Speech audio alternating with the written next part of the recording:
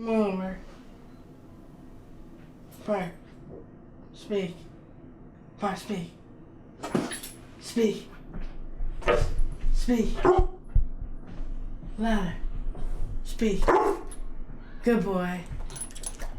I found out Matthew had Down syndrome the day after he was born, and I was devastated. I rolled in a ball and began weeping for approximately 6 weeks. And at the same time that I had Matthew, my mother had had her first stroke, and she was not talking any sense to anybody. And except she said to me, "You need to stop and look at that beautiful baby and enjoy him today." So she gave me the most sound advice of anybody.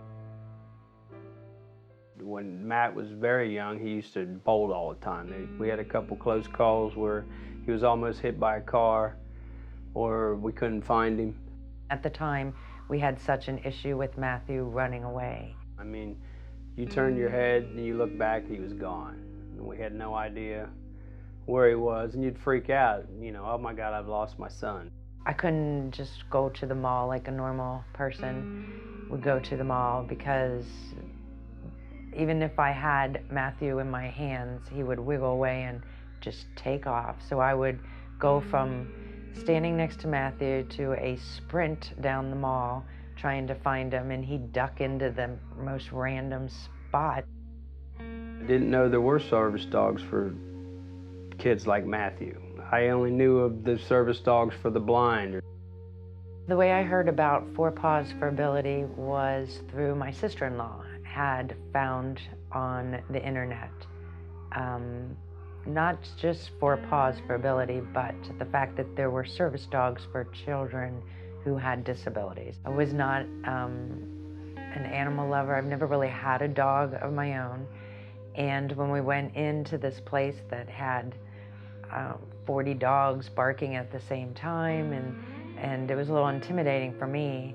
Well, when they introduced Potter to Matthew, and I just saw all of a sudden this wasn't an animal, this was like a new family member.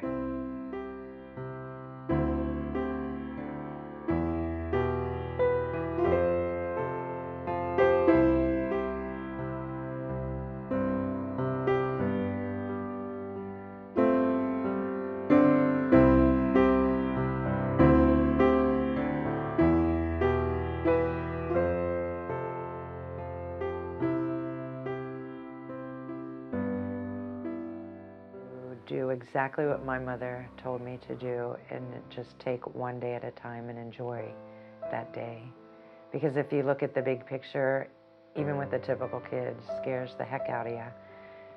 Even more so with a child with a disability. Not a lot of kids come and want to play. So the dog actually is his best friend. He spends every minute with the dog. Now, boom. You're a good boy.